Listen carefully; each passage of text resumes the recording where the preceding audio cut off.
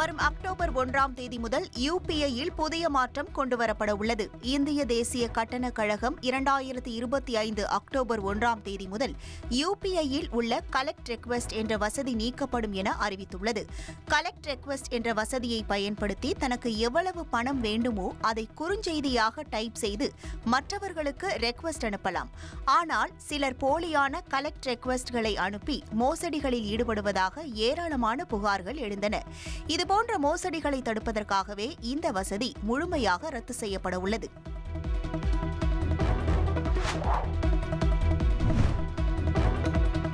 மக்களவை எதிர்க்கட்சித் தலைவர் ராகுல் காந்தி பீகாரில் வாக்காளர் அதிகார யாத்திரையை தொடங்கினார். பீகாரின் ரோஹ்தாஸ் பகுதியிலிருந்து அவுரங்காபாத் வரை மொத்தம் 16 நாட்கள் 1300 கிலோமீட்டர் யாத்திரை நடைபெறவுள்ளது. ரோஹ்தாஸ் பகுதியில் தொடங்கிய யாத்திரையில் வழிநெடுகிலும் திரளான காங்கிரஸ் மற்றும் கூட்டணி கட்சி தொண்டர்கள் உற்சாக வரவேற்பு அளித்தனர். பீகார் மாநில துணை முதல்வர் தேஜஸ்வி யாதவுடன் வந்த ராகுல் காந்திக்கு கிரேன் மூலம் மாலை அணிவிக்கப்பட்டது.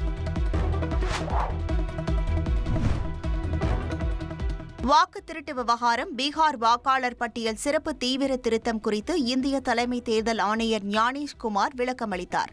டெல்லியில் செய்தியாளர்களை சந்தித்த அவர், தேர்தல் ஆணையத்தின் கதவுகள் அனைவருக்கும் எப்போதும் திறந்திருக்கும் என்றும் அனைத்து கட்சிகளும் சமம் என்றும் தெரிவித்தார். ஒவ்வொரு அரசியல் கட்சியும் தேர்தல் ஆணையத்தில் பதிவு செய்வதன் மூலமே உருவாகிறது என்பதால் பிறகு எப்படி அரசியல் கட்சிகளிடையே தேர்தல் ஆணையம் பாகுபாடு காட்ட முடியும் என கேள்வி எழுப்பினார். தேர்தல் ஆணையத்தை பொறுத்தவரை எந்த எதிர்க்கட்சியும் இல்லை என்றும் எந்த அரசியல் கட்சியாக இருந்தாலும் அரசியலமைப்பு கடமையிலிருந்து தேர்தல் ஆணையம் பின்வாங்காது என்றும் தெரிவித்தார்.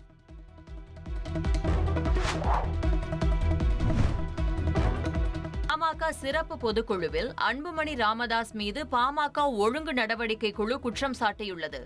அன்புமணி மீது 16 வகையான புகார்களை தெரிவித்துள்ள 8 பேர் கொண்ட ஒழுங்கு நடவடிக்கை குழு அது குறித்து நடவடிக்கை எடுக்க பாமக நிறுவனர் ராமதாசுக்கு பரிந்துரைத்துள்ளது.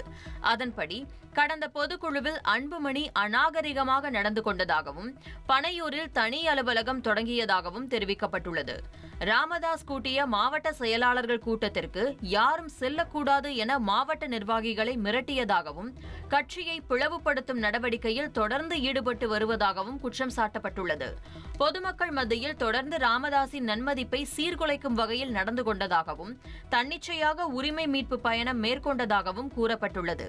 கட்சி விதிகளுக்கு புறம்பாக நிறுவனரின் அனுமதி பெறாமல் பொதுக்குழு என்ற பெயரில் கூட்டத்தை கூட்டியது உள்பட அன்புமணி மீது 16 வகையான புகார்களை ஒழுங்கு நடவடிக்கை குழு தெரிவித்துள்ளது.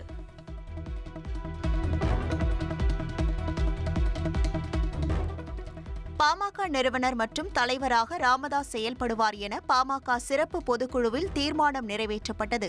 விழுப்புரம் மாவட்டம் பட்டனூரில் பாமக சிறப்பு பொதுக்குழு கூட்டம் நடைபெற்றது. இதில் பாமக நிறுவனர் மற்றும் தலைவராக ராமதாஸ் செயல்படுவார் என்பதை சிறப்பு பொதுக்குழு ஒருமனதாக அங்கீகரிப்பதாக பாமக கௌரவ தலைவர் G.K. மணி அறிவித்தார்.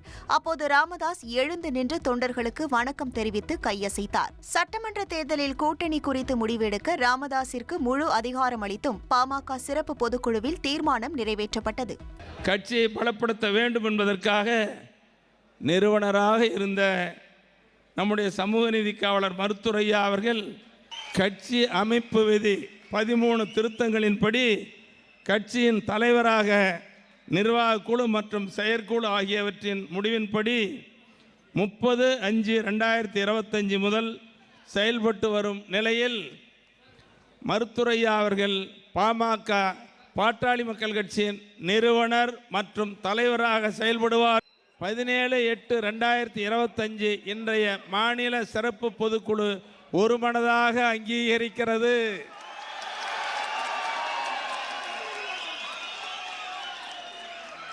மருத்துரையா அவர்கள் இப்பொறுப்பில் தொடர்ந்து செயல்படுவார் என்றும் இப்பொதுக்குழு உறுதி செய்கிறது.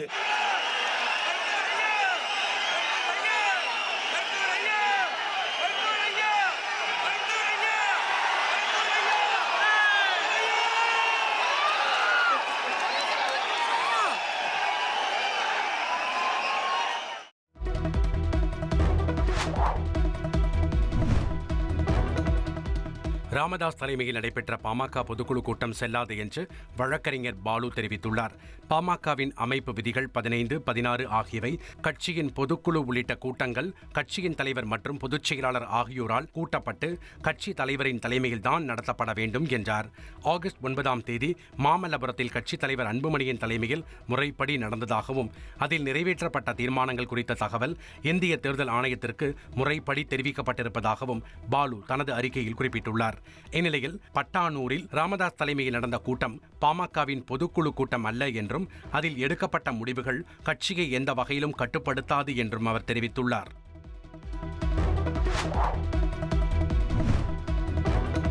நாமக்கல் சுற்றுவட்டார பகுதியில் கிட்னி திருட்டு விவகாரம் பூதாகரமான நிலையில் வறுமை மற்றும் கடனில் தவிப்போரை குறிவைத்து கல்லீரல் திருட்டில் ஈடுபட்ட சம்பவம் மற்றொரு பரபரப்பை ஏற்படுத்தியுள்ளது.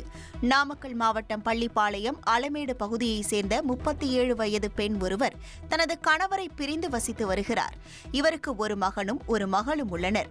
ஒரு சாய ஆலையில் வேலை பார்த்து வந்த இவர் குடும்ப வறுமை காரணமாக பள்ளிப்பாளையம் பகுதியில் சிலரிடம் அதிக வட்டிக்கு கடன் வாங்கியுள்ளார். இந்த கடனை அடைப்பதற்காக ஈரோட்டை சேர்ந்த ஒரு புரோக்கர் மூலம் கிட்னியை விற்பதாக பேசியுள்ளனர். பின்பு சென்னையில் ஒரு மருத்துவமனையில் வைத்து கிட்னிக்கு பதிலாக 8,30,000 ரூபாய் பேரம் பேசி அந்த பெண்ணின் கல்லீரலை அறுவை சிகிச்சை செய்து எடுத்து விட்டதாக பகீர் குற்றச்சாட்டை முன்வைத்துள்ளார். கூட்டிட்டு போன இடத்துல கிட்னிக்குன்னு சொன்னாங்க, நான் கடன்லாம் சால்வ் பண்ணி விட்டுறோம் அப்படின்னு சொல்லி சொன்னாங்க. இந்த பிரச்சனையெல்லாம் இருக்காதுன்னு சொல்லி கூட்டிட்டு போனாங்க. கூட்டிட்டு போன இடத்துல கிட்னிக்கு தேவையில்ல, இவருக்கு தான் தேவைன்னு சொல்லி எல்லாம் அத்தாச்சி மாத்தினாங்க. மறுநாள் ஆபரேஷன் பண்ணாங்க. பண்ணி எந்த இதுவுமே இல்லாம கான்ட்ராக்டர்லாம் எல்லாமே இது பண்ணிட்டாங்க. செக்கப்புக்கு எல்லாத்துக்கும் கூப்பிடுவோம்னு சொன்னாங்க. எதுக்குமே கூப்பிடவும் கிடையாது. ஆனா ரொம்ப இதா இருக்குது, உடம்பு முடியாம போயிருது. என்ன பிள்ளைங்க தான் பாத்துக்குது. ஜிஹெச் ஆஸ்பத்திரியும் போய் முடியலன்னா போய் பாக்குறது பிடிக்கிறது இருக்குது. அவங்க எல்லாமே டெஸ்ட் எடுக்கிறாங்க, ஆனா ஒண்ணும் இல்லைங்கிறாங்க. ஆனா இந்த பித்தப்பை எடுத்ததுலதான் பிரச்சனைன்னு சொல்லி சொல்றாங்க. ஆனா முன்ன மாதிரி என் உடம்பு கிடையாதுங்க. இது மாதிரி அமௌண்ட் இவ்வளவு 8 கொடுக்கறேன்னு சொல்லிதான் கூட்டிட்டு போனாங்க. கையில கொடுத்தது 5,000 தான் கொடுத்தாங்க.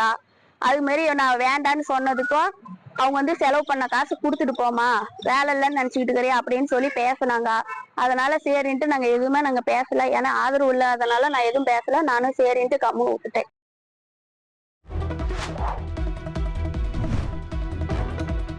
சென்னை அம்பத்தூர் கருக்கு சாலையில் ஏற்பட்ட திடீர் பள்ளத்தில் பைக்குடன் சென்ற நபர் கவிழ்ந்து விழுந்ததுடன் லாரியும் பள்ளத்தில் சிக்கிக் கொண்ட சம்பவம் பரபரப்பை ஏற்படுத்தியுள்ளது.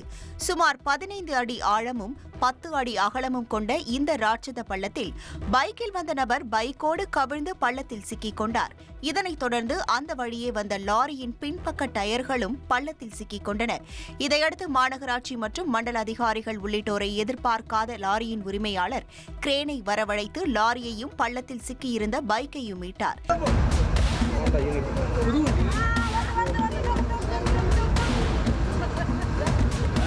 இதில் படுகாயங்களுடன் மீட்கப்பட்ட பைக்கை ஓட்டி வந்த இளைஞர் மருத்துவமனையில் சிகிச்சையில் உள்ளார்.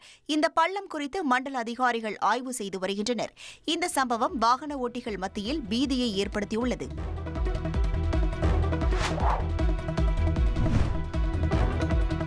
காஞ்சிபுரத்தில் தனியார் வங்கி ஏடிஎம் இயந்திரத்தில் ஏற்பட்ட மின்கசிவு காரணமாக பணம் எடுக்க வந்தவர் மின்சாரம் தாக்கி படுகாயமடைந்த சம்பவம் பரபரப்பை ஏற்படுத்தியுள்ளது. கம்மாளர் தெருவைச் சேர்ந்த வெங்கடேசன் தனது மகனுடன் ரயில்வே சாலையில் உள்ள ஏடிஎம் மையத்தில் பணம் எடுக்கச் சென்றுள்ளார். அப்போது ஏடிஎம் கார்டை இயந்திரத்தில் செலுத்தி பணம் எடுக்க முயன்றபோது எதிர்பாராத விதமாக மின்சாரம் தாக்கியுள்ளது. இதில் கீழே விழுந்த தந்தையை கண்டு அதிர்ச்சி அடைந்து அவரது மகன் கதறி எழுத நிலையில் அருகில் இருந்தவர்கள் உடனடியாக வெங்கடேசனை மீட்டு மருத்துவமனைக்கு அனுப்பி வைத்தனர். இதுகுறித்து போலீசார் விசாரணை நடத்தி வருகின்றனர்.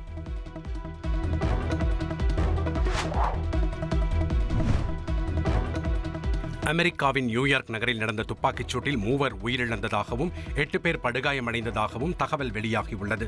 நியூயார்க்கின் புரூக்ளின் பகுதியில் மக்கள் கூட்டம் நிறைந்த லாஞ்சில் அதிகாலை 3:30 மணிக்கு இந்த துப்பாக்கிச் சூடு நடத்தப்பட்டுள்ளது. இந்த துப்பாக்கிச் சூட்டில் 1க்கும் மேற்பட்டோர் அல்லது பல துப்பாக்கிகள் கொண்டு தாக்குதல் நடத்தப்பட்டிருப்பதாக முதற்கட்ட விசாரணையில் தெரிய வந்துள்ளது. இன்னும் தாக்குதல் நடத்தியவர்கள் குறித்து விவரங்கள் தெரிய வராத நிலையில் விசாரணையானது நடைபெற்று வருகிறது.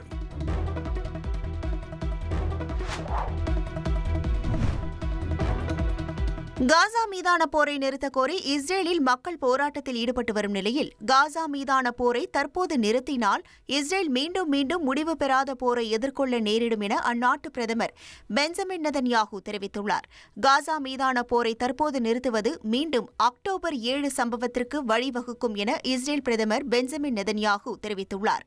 காசா இனி இஸ்ரேலுக்கு அச்சுறுத்தலாக இல்லாமல் இருப்பதை உறுதி செய்து வெற்றியுடன் போரை நிறைவு செய்ய முடிவு செய்திருப்பதாகவும் அவர் கூறியுள்ளார்.